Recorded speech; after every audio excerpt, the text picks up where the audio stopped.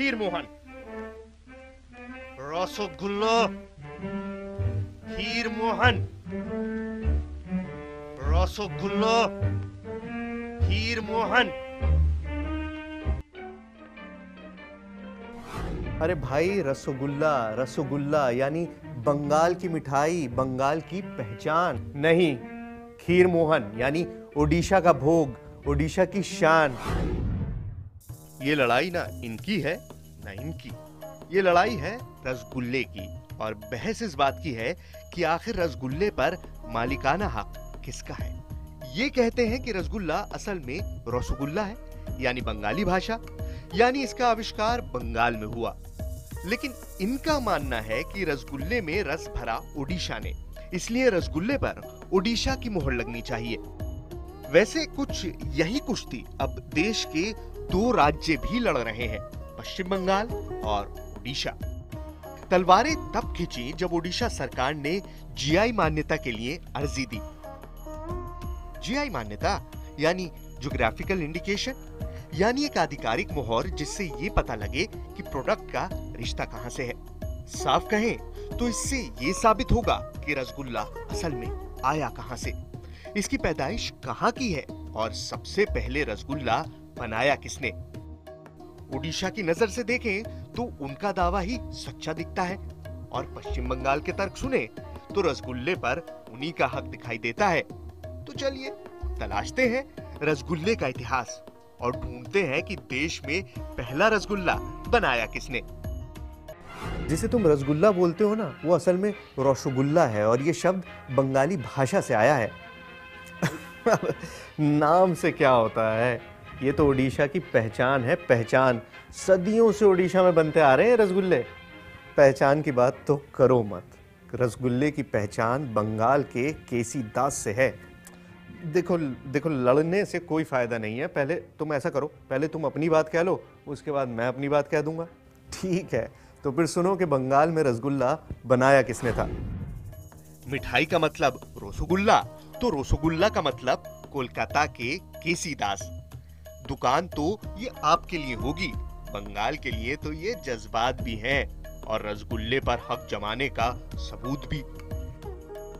इस दुकान की शुरुआत कई पीढ़ियों पहले हुई थी, जिसके मालिक थे नोबिन चंद दास।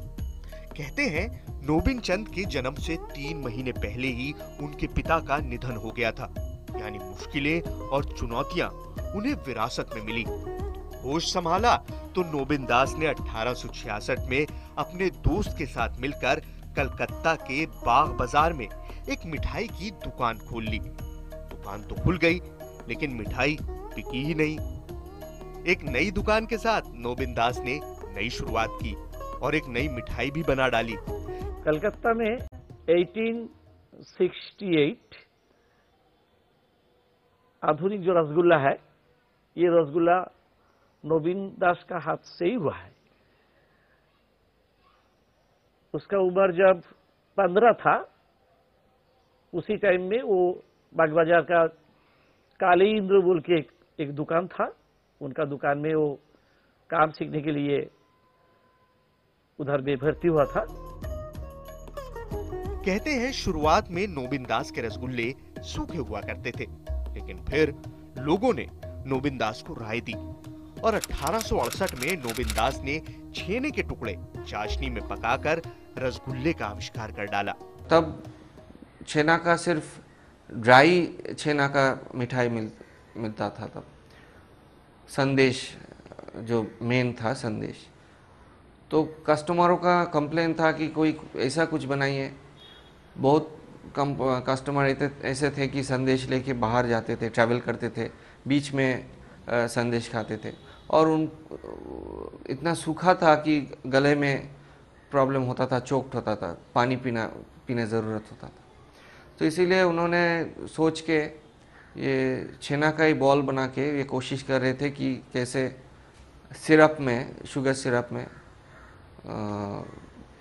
बॉयल करके कुछ नया मिठाई बना जा सकता है।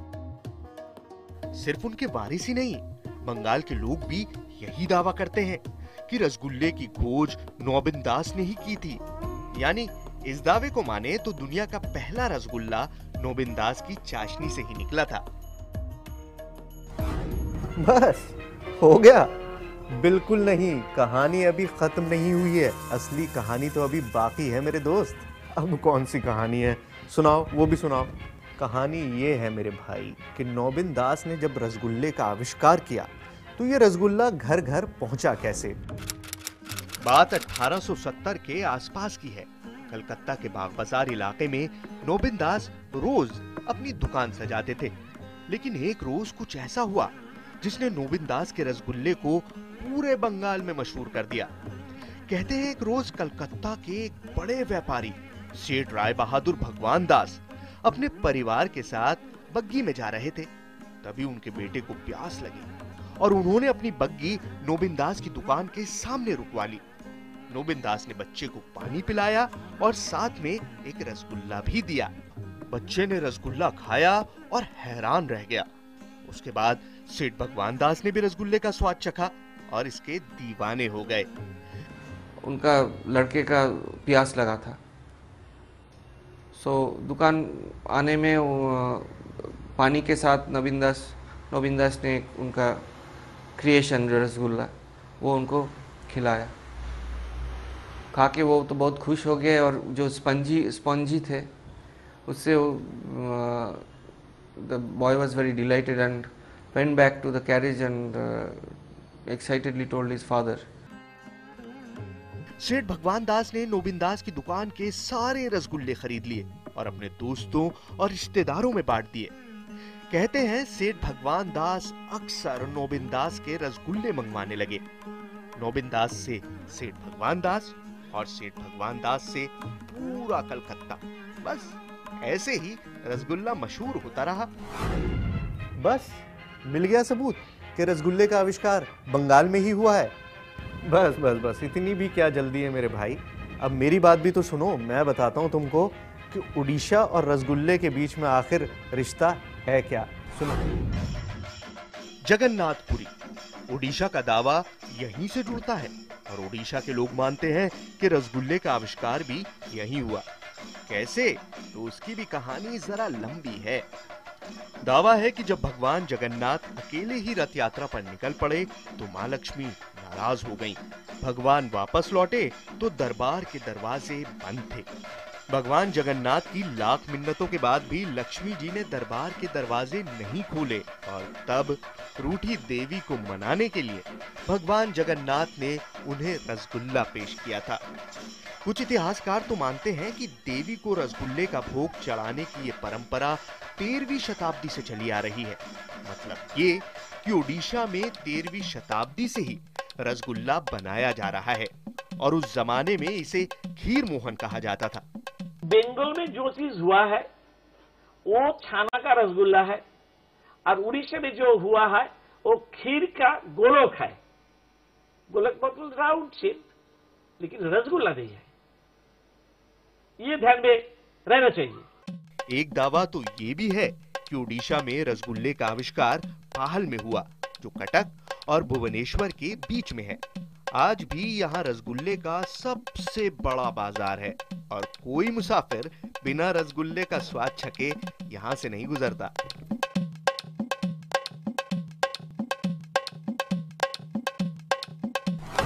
बस अब आई समझ में बात। एक मिनट, ये भगवान जगन्नाथ तो श्री कृष्ण के ही रूप थे ना? तो मेरे भाई फिर तो तुम्हारी कहानी में एक पेंच है। पेंच? अब कैसा पेंच? तो फिर देखो।